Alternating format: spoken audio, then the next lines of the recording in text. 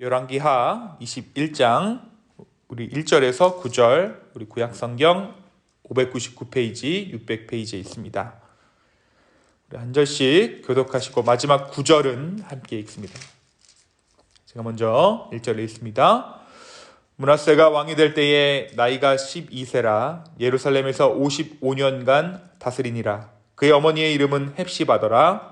므낫세가 여호와 보시기에 악을 행하여 여호와께서 이스라엘 자손 앞에서 쫓아내신 이방 사람의 가증한 일을 따라서 그의 아버지 히스기야가 헐어버린 산당들을 다시 세우며 이스라엘의 왕 아합의 행위를 따라 바알을 위하여 제단을 쌓으며 아세라 목상을 만들며 하늘의 1월 성신을 경배하여 섬기며 여호와께서 전에 이르시기를 내가 내 이름을 예루살렘에 두리라 하신 여호와의 성전에 제단들을 쌓고 또 여호와의 성전 두 마당에 하늘의 1월 성신을 위하여 제단들을 쌓고 또 자기의 아들을 불 가운데로 지나게 하며 점치며 치설을 행하며 산접한 자와 박수를 신임하여 여호와께서 보시기에 악을 많이 행하여 그 진노를 일으켰으며 또 자기가 만든 아로색인 아세라 목상을 성전에 세웠더라.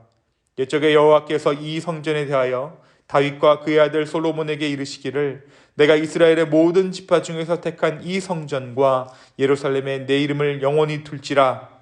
만일 이스라엘이 나의 모든 명령과 나의 종 모세가 명령한 모든 율법을 지켜 행하면 내가 그들의 발로 다시는 그의 조상에게 준 땅에서 떠나 유리하지 아니하게 하리라 하셨으나 이 백성이 듣지 아니하였고 므낫세의 꾀임을 받고 악을 행한 것이 여호와께서 이스라엘 자손 앞에서 멸하신 여러 민족보다 더 심하였더라. 아멘. 우리가 어제 말씀에서 지난 3일간 남유다의 히스기야 왕에 대해서 함께 보았습니다. 히스기야 왕은 남유다에서 다윗의 길로 행했던 선한 왕이었죠. 그런데 그의 나이가 40이 채 되지 않아서 그가 죽을 병에 걸리게 됩니다. 그리고 하나님께서는 그의 눈물의 기도에 응답해 주셔서 그의 생명을 15년 연장해 주셨죠. 하지만 그가 덤으로 받은 15년의 삶 동안 안타깝게도 그는 하나님을 온전히 의지하지 못했습니다. 그 15년을 죄 짓는 데 사용했어요. 바벨론의 사신에게 유다의 운명을 맡긴 듯한 행동을 하고 결국 하나님은 그에게 한 세기 후에 유다의 멸망을 예고하셨습니다. 오늘 말씀은 이제 그 멸망의 세대로 들어가는 일들을 지금 증언하고 있어요. 그의 아들 므낫세 왕에 대한 기록입니다. 오늘 말씀은 1절부터 므낫세 왕의 죄악 목록을 기록하고 있습니다. 1절부터 9절까지 오늘 우리가 읽은 그 말씀은 므낫세의 죄악의 목록이 먼저 나옵니다. 이 므낫세 때의 이야기를 읽어보았을 때 이 이야기들이 과연 유다 때의 이야기인지 유다의 이야기인지 북이스라엘의 이야기인지 아니면 가나안 족속의 이야기인지 헷갈릴 정도로 타락한 모습이 유다 가운데 있었습니다. 그 중에 가장 앞장섰던 것이 다름 아닌 이 므낫세 왕이었죠. 하나님의 심판으로 그 땅에서 쫓겨난 가나안 사람들을 그가 그대로 본받았습니다. 오늘 말씀에 보니까 9절에 보니까 이스라엘 자손 앞에서 멸하신 여러 민족보다 더 심하였다. 하나님 앞에 악을 행한 것이 가나안 족속들보다도 훨씬 더 심했다. 그것이 므낫세 왕 때의 유다의 모습입니다. 그는 아버지 히스기야가 헐어버린 산당을 다시 세웠어요. 아합의 행위를 따라서 바알과 아세라를 만들고 섬겼습니다. 하늘의 1월 성신을 숭배했습니다. 여호와의 전 안에도 여호와의 성전 안에도 우상의 단들을 세웠습니다. 게다가 어떻게 했습니까? 아들을 불 가운데로 인신공양을 드려서 제물로 드렸습니다. 가나안 신이었던 몰렉 신을 다시 섬겼던 것입니다. 사술도 행하고 무당, 그러니까 신접한 자와 박수를 곁에 두었습니다. 이런 행위들은 정말 어떤 이방의 민족들보다도 더 악한 것이었죠. 하나님께서는 이 일을 통해서 분노하셨다라고 6절의 말씀 가운데 기록하고 있습니다. 열왕기하 21장 우리 10절에서 16절까지의 말씀에서는 이런 므낫세에 대한 선지자들의 평가가 이어지고 있습니다. 이 므낫세에 대해서 이러한 진술한 선지자가 어떠한 선지자인지는 밝히지 않고 있지만 이 증언에 의하면 므낫세는 아모리 사람보다 악하게 행하였을 뿐 아니라 유다 백성으로 죄를 범하게 하였습니다. 문제는 어떤 그가 종교적인 우상 숭배뿐 아니라 정의를 짓밟았다라는 거예요. 하나님을 제대로 섬기지 않으면 어떠한 일이 가장 먼저 일어나는가? 하나님을 제대로 섬기지 않으면 그 나라 가운데 제일 먼저 일어나는 징조는 그 나라의 정의가 무너진다라는 것입니다. 정말 오늘 말씀에 보니까 므낫세가 무죄한 자의 피를 너무나도 많이 흘려서 예루살렘 이 끝에서 저 끝까지 불의로 가득하게 하였다라고 16절 말씀이 기록하고 있습니다.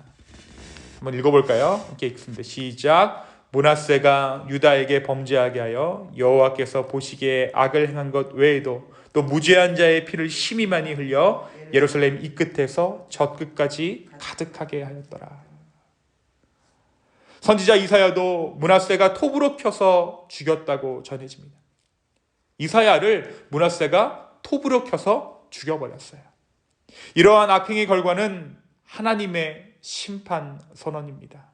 이미 히스기야에게 말했던 것처럼 예루살렘과 유다의 멸망입니다.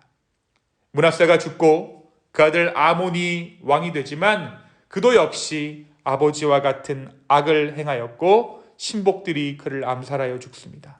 그리고 그의 아들 요시야가 왕이 됩니다. 북이스라엘의 피해 역사가 이 남유다에도 전염되어서 그대로 반복되어지고 있는 것입니다. 사랑하는 성도 여러분, 이것이 열왕기하 21장이 전하여주는 남유다의 안타까운 이야기입니다. 오늘 말씀 가운데 우리가 무엇을 조금 생각해 볼 수 있을까요? 여러분, 므낫세가 이렇게 이방신들을 다시 섬긴 것은 왜 그가 그렇게 하였을까? 우리가 좀 생각해 볼 필요가 있을 것 같아요. 왜 므낫세가 하나님의 살아계심을 알고도 그러한 이방신들을 다시 섬겼을까? 그것은 다른 것이 아니라 이방 민족들 가운데서 살아남기 위해서였어요. 인신공양을 들여서라도 강대국이 되어야 했고 정의를 짓밟아서라도 왕권을 지켜야 했습니다.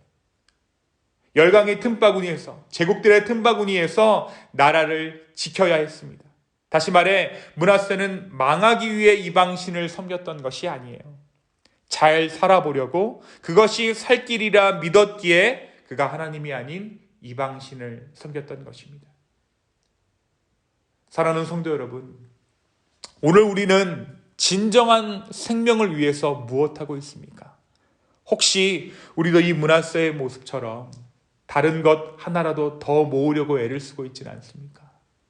아니면 다른 사람을 짓밟아서라도 내가 나의 유익을 취하려고 하고 있지는 않습니까?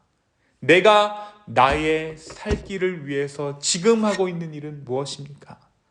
오늘 말씀 가운데 우리가 깨달아졌듯이 다시 한번 우리의 삶을 들여, 마음을 들여 주께 살 길을 구하는 저와 여러분 되기를 예수님의 이름으로 축원합니다. 또한 오늘 말씀은 하나님을 떠난 사람에게 나타나는 증거가 무엇인가? 다름 아닌 긍휼과 자비의 모습을 잃어버린다라는 것이에요. 여러분, 사람이 죄를 지으면 오히려 자기의 옳음을 스스로 증명하고 싶어 해요. 그래서 무고한 피를 흘려서라도 자기의 옳음을 증명해 보이고 싶은 것이 바로 죄의 본성입니다. 여러분, 거짓말하는 사람, 죄 지은 사람의 눈물을 보신 적이 있나요? 그 사람들은 쉽게 눈물을 흘립니다. 왜 그들이 눈물을 흘릴까요? 거짓말의 진심이기 때문입니다. 그가 행한 일이 진실이 아니라 그들이 거짓말의 진심이기 때문에 그들이 눈물을 흘리고, 그렇게 눈물을 흘려서까지도 자신의 옳음을 증명해 보이고 싶은 것이에요. 마찬가지입니다. 오늘 이 므낫세가 왜 수많은 사람들의 무고한 생명들을 해쳤겠습니까? 자신의 옳음을 증명하고 싶었기 때문이에요. 무고한 피를 흘려서라도 자기의 옳음을 스스로 증명하고 싶어 하는 것, 그것이 바로 죄의 본성이라는 것입니다. 그래서 죄는 피를 흘리게 합니다. 그것이 죄의 잔혹성, 죄의 폭력성입니다. 그러나 우리가 알고 있듯이 어떠한 것이 우리를 의롭게 합니까? 예수 그리스도의 보혈만이 우리를 의롭게 할 수 있는 것이죠. 무고한 피로는 내가 아무리 어떤 악한 일을 해서는 우리의 옳음을 증명할 수 없는 것입니다. 우리의 옳음은, 우리의 의로움은 그리스도의 보혈만이 증명합니다. 언제 우리가 가장 올바라지는 순간인가?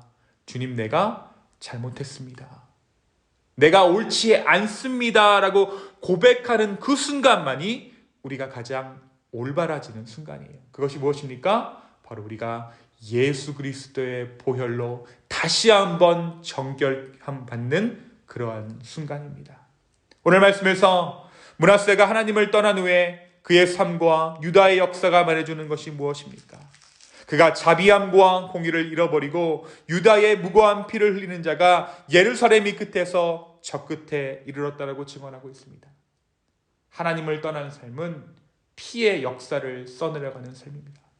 계속해서 복수하는 삶입니다. 이제 우리가 주 앞에서 의로움을 받아 그 복수의 역사를 끊어내는 놀라운 은혜가 오늘 이 아침에 있게 되기를 원합니다. 다시 한번 주의 보혈 앞에 서십시오. 다시 한번 주의 보혈로 말미암아 우리의 삶이 의로움 받는 그런 오늘 이 아침 되기를 예수님의 이름으로 축원합니다. 두 번째, 오늘 말씀은 회개에도 때가 있다라는 것을 말해줍니다.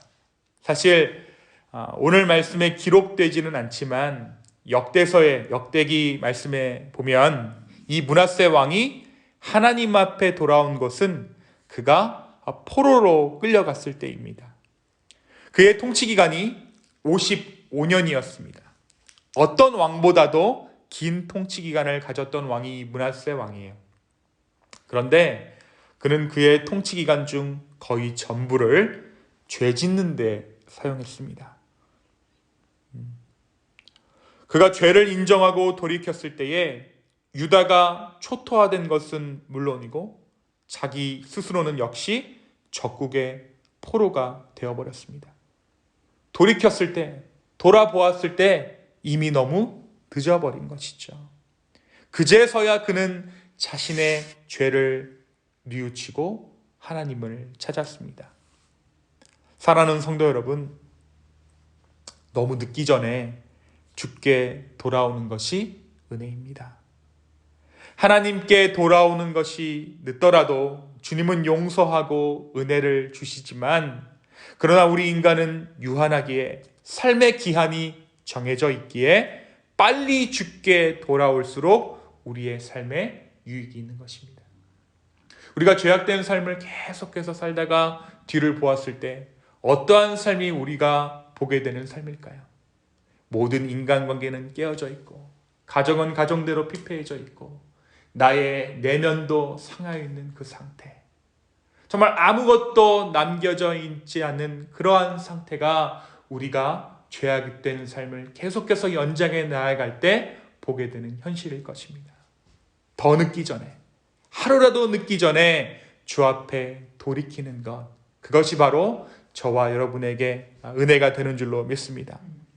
또한 하나의 죄악에 대해서도 되도록 빨리 나와 주님과의 관계가 너무 상하지 않고 죄가 습관이 되기 전에 돌이키는 것이 반복되는 죄악을 막는 유일한 비결입니다. 사랑하는 성도 여러분, 오늘 말씀은 어떻게 보면 우리에게 속히 돌이키라 라고 말씀하고 있는지도 모르겠습니다. 돌아서되 속히 돌아서는 것, 이 은혜를 우리가 누리게 되기를 소망합니다. 오늘 이 아침에 죄의 사슬을 끊고 돌이키는 그 순간부터 하나님께서는 하나님의 나라를, 하나님의 역사를 우리의 삶 가운데 써내려 가시기 시작할 것입니다. 오늘 이 아침에 주님, 나의 삶을 통하여서 하나님 나라를 이루어 주시고 나의 인생이 하나님 역사되게 하여 주시옵소서. 간절히 구하며 나아가는 이 아침 되기를 예수님의 이름으로 축원합니다. 이 시간 함께 기도하겠습니다. 주님, 우리의 마음은 계속해서 피해 역사를 원합니다. 복수를 원하고 되돌려주기를 원하는 것이 우리의 마음입니다. 그러나 주님, 오늘 이 아침에 하나님께서 은혜 주셔서 그러한 마음을 돌이키고 우리의 죄악된 마음을 돌이켜 아버지 앞에 나아갑니다. 성령 하나님, 우리의 마음을 주장하여 주시고 우리의 삶 가운데 말씀하여 주시옵소서. 주님, 이 아침의 기도가 온전히 주께 상납되어지기를 원합니다. 주님, 우리의 기도에 응답하여 주시옵소서. 감사합니다. 이 모든 말씀 살아계신 예수님의 이름으로 기도하였습니다. 아멘.